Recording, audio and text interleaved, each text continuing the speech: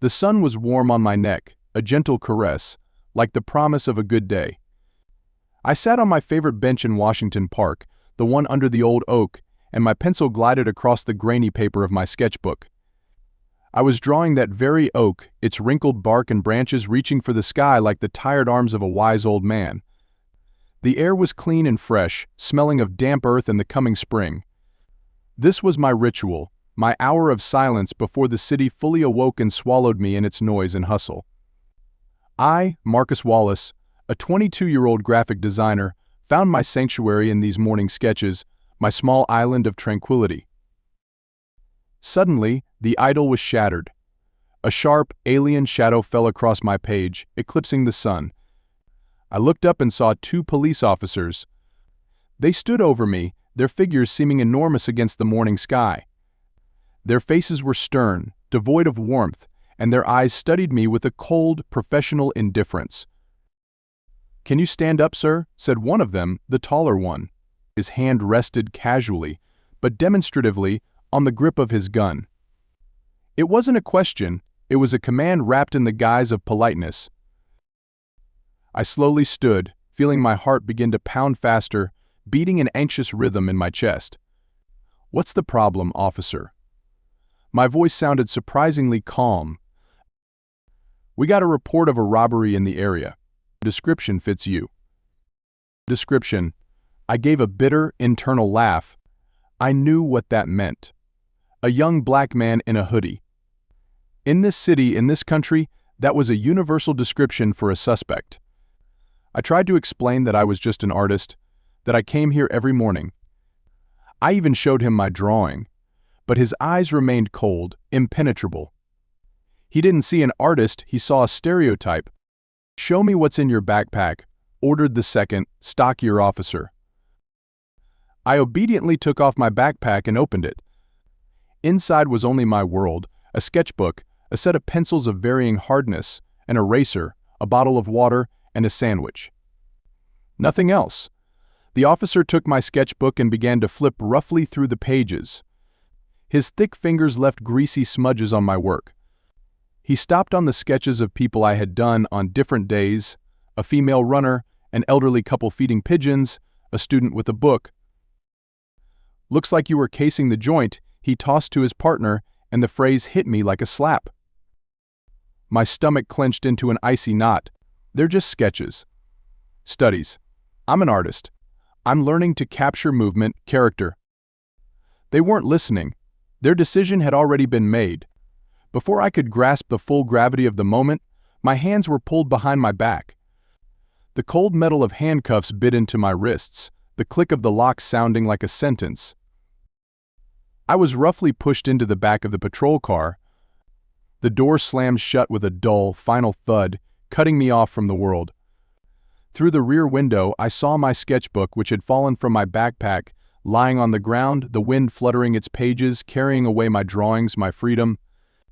A small camera in the corner of the car blinked with a red light, dispassionately recording my fear, my growing despair. I looked at my distorted reflection in the plexiglass divider. Who was this guy with crazed eyes? It couldn't be me. The car started moving. I watched as the park, my sanctuary, my place of power, shrank and disappeared. My life as I knew it was disappearing along with it. At the police station, the smell of disinfectant and old despair hit my nose. They took my shoelaces and my belt, stripping me of the last remnants of my dignity.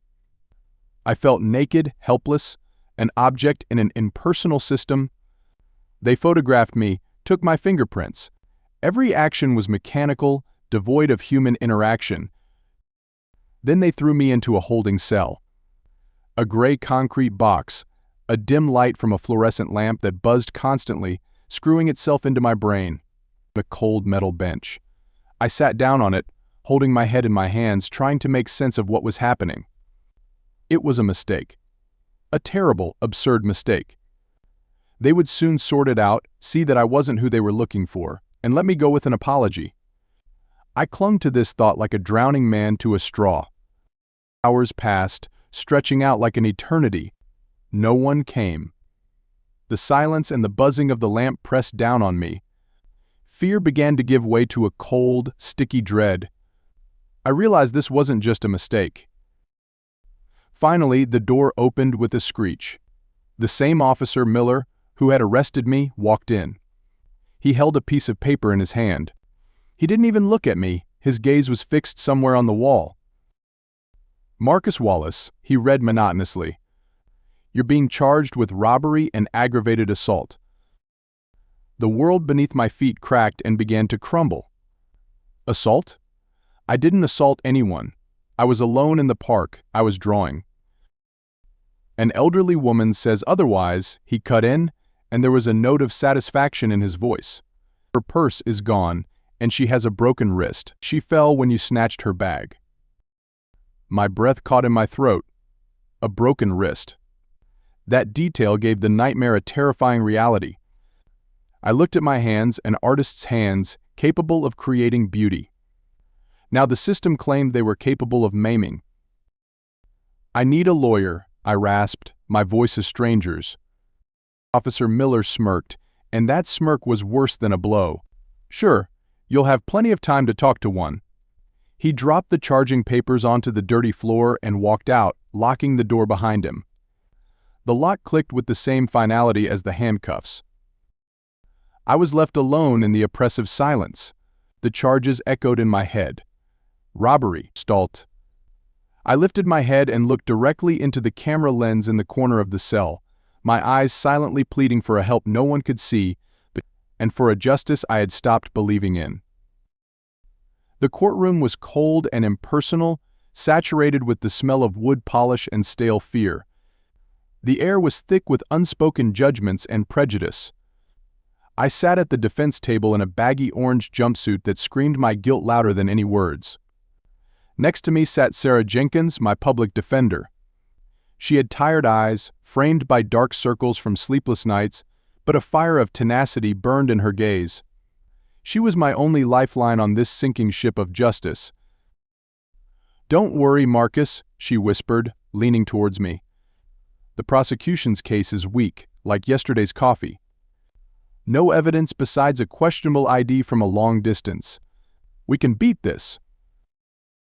But when the prosecutor, Ms. Ramirez, walked in, my fragile hope died. She moved with the grace and confidence of a predator on the hunt. Dressed in a perfectly tailored dark suit, she was the embodiment of authority. Her eyes swept over me, cold and calculating, and I felt like prey. The judge, an elderly man with a face like parchment, set bail at $100,000. The sum was ludicrous, impossible. My mom, sitting in the front row, let out a quiet gasp, pressing a hand to her mouth. She worked 2 jobs, as a cleaner and a cashier, just to make ends meet. That amount was like a trip to Mars for us. The strike of the judge's gavel sounded like a gunshot. I would remain in jail until the trial. I would show up to every session in this orange jumpsuit, already condemned in the eyes of the jury. Sarah showed me the case file, a blurry photo from a security camera mounted on a building across the street from the park. A dark figure snatching a purse from an elderly woman. It could have been anyone. Any tall, slender man in a hoodie.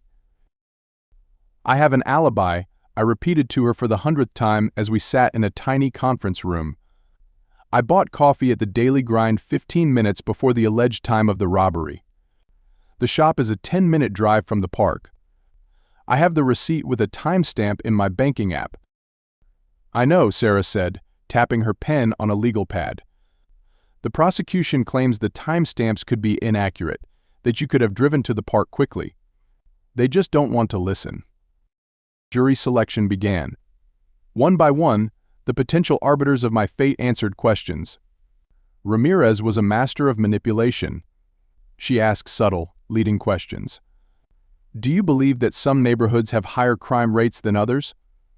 Have you ever been in a situation that made you fear for your safety in a public place?" Sarah tried to counter. "Can a first impression of someone based on their appearance or clothing be deceiving?" But the damage was already done. Ramirez was playing on hidden fears and prejudices. The trial began. The victim, Mrs. Evelyn Reed, was called first. A small, frail woman with a cast on her arm, She looked like a frightened baby bird. Her voice trembled as she described the attack. The fear, the sudden yank, the pain of the fall. The whole room sympathized with her. So did I. I felt genuinely sorry for her. But then Ramirez asked her main question. "Mrs. Reed, do you see the man who attacked you in this courtroom today?" A complete silence fell over the courtroom. She slowly raised a trembling hand and pointed directly at me. I think that's him. His eyes, I remember the eyes." My heart stopped. I looked at the jury. Their faces were masks of sympathy for her and barely concealed disgust for me. I was the monster who had attacked a helpless old woman. Sarah's cross-examination was gentle but persistent. "Mrs. Reed, you told the police it was still dark, almost twilight. You said the attacker wore a hood that covered his face. Are you 100% certain?" I'm not sure," she whispered. "But he looks so much like him." Looks like him was enough. Doubt had been planted, but in the wrong direction. Then Ramirez announced a new piece of evidence. Another still from a security camera, this one from a street near the park. A grainy, low-quality image appeared on the large screen. A black man in a hoodie, walking down the sidewalk. You couldn't see his face, but his gait, his height, they were similar to mine. It was just a ghost, a shadow, but for the jury, that ghost now had my face. Sarah objected furiously. "Your Honor, this image has no evidentiary value. It's impossible to identify this person. It could be anyone." Objection overruled. The judge said indifferently, "The jury can decide." The next day, the prosecution called Officer Miller. He walked confidently to the stand and told his version of my arrest, embellishing the details. My sketchbook became a tool for surveilling potential victims. My presence in the park was suspicious behavior. He lied easily and confidently, looking directly at the jury. When Ramirez finished, Sarah stood up. She took a deep breath. "The defense calls our alibi witness to the stand, MS. Ana Rojas, a barista from the Daily Grind." A murmur went through the room. I felt a flicker of hope. Anna, a young woman with a nose piercing who made my coffee every day, could confirm I was there. But before Anna could take a step, MS. Ramirez was on her feet, like a cobra poised to strike. "Objection, Your Honor. Inukides and te ilas de." The judge frowned. "On what grounds, counselor?" Ramirez gave a chilling smile that sent a shiver down my spine. The defense failed to produce this witness within the legally mandated discovery period. We were not notified. This is a procedural violation, an ambush.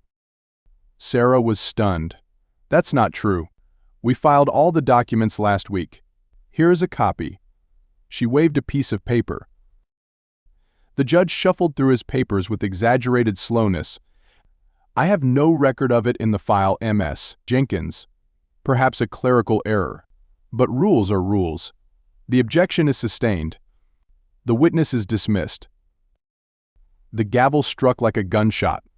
My alibi, my only concrete hope, gone because of a missing piece of paper. I looked at Sarah, her face pale with shock and fury.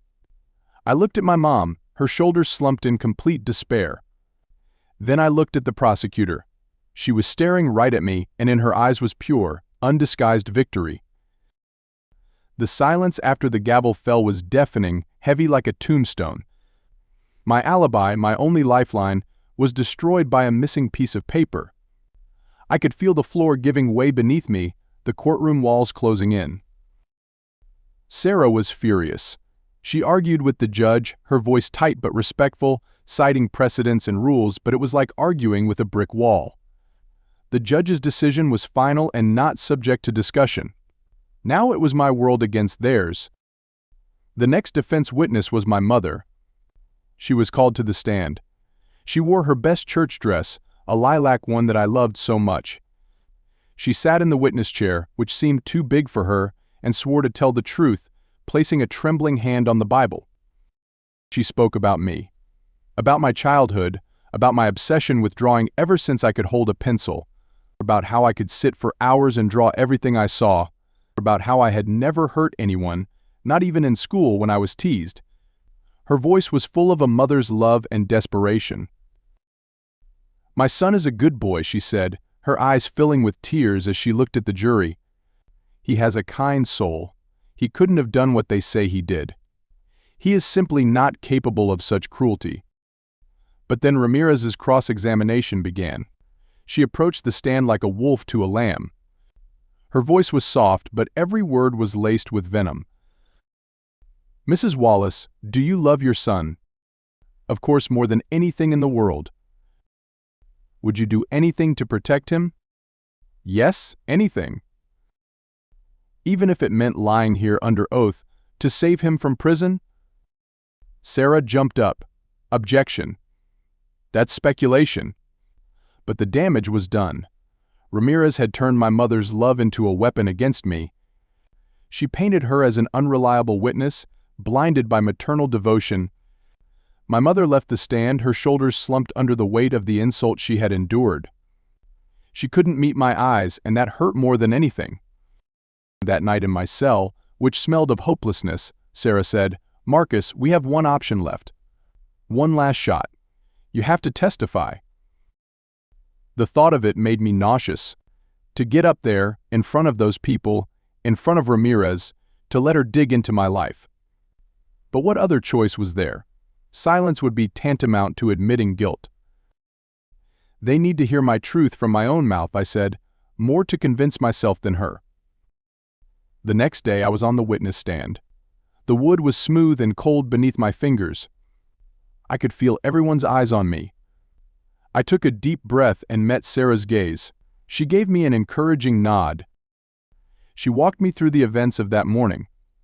I spoke calmly, clearly as we had rehearsed.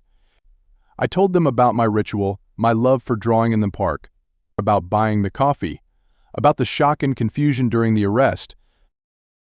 I looked at the jury, trying to make a connection, trying to convey to them that I was a human being just like them. I didn't steal anyone's purse. I didn't push any woman. I was just in the park, minding my own business. The only thing I'm guilty of is being in the wrong place at the wrong time and looking like someone else. For a moment, it seemed like some of them were listening. I saw a flicker of doubt in the eyes of one woman, then in an elderly man. Hope flickered in me again. And then Ramirez stood up. She approached me with a fake, sympathetic smile. "Mr. Wallace, you say you're an artist. One can make the past. You draw people often?" "Yes, I like to draw people." "Do you observe them? Their habits? When they come and go?" Her voice was sweet as honey, but I tasted the poison in it. I saw her trap. I observed forms, light, body language. It's artistic observation, not surveillance. "But your sketchbook is full of drawings of people in that very park. You knew who was there. You knew that Mrs. Reed, a frail, elderly woman, walks there every morning. An easy target, wasn't she?" "That's not true." My voice cracked. I felt the anger I had suppressed for so long begin to boil. "Isn't it?" She raised an eyebrow. She produced a document. "This is your high school record. It says here you were suspended for 3 days for a fight in 10th grade. I was 16. I was defending a friend who was being bullied. So you have a tendency towards violence when you feel something is unjust, Mr. Wallace?" "Objection," Sarah yelled. "Sustained," the judge said. "The jury will disregard that." But they had already heard it. I could see it in their faces. She had painted a picture. I was a predator who stalked his prey, and my temper was the proof. My art had become my curse. I lost control. The anger and the feeling of blatant injustice overwhelmed me. "You're twisting everything. You're lying. You know I'm innocent," I shouted at her, jumping to my feet. The judge banged his gavel furiously. "Mr. Wallace, control yourself. Sit down." I looked at the jury. The doubt in their eyes was gone. Now there was fear. They didn't see an innocent man, they saw an angry, out-of-control criminal. Exactly what Ramirez wanted. I had walked right into her trap. I sat back down at the defense table, defeated. I had lost. I had convicted myself. The trial was nearing its end. There was no hope. But that night, as I sat in my cell awaiting tomorrow's closing arguments and the inevitable guilty verdict, Sarah called my mother. She had a new lead. An anonymous tip. Someone had reported that Officer Miller, the arresting officer, had a whole history of racial profiling complaints that had been buried by the Internal Affairs Department. It was a long shot, but it was something.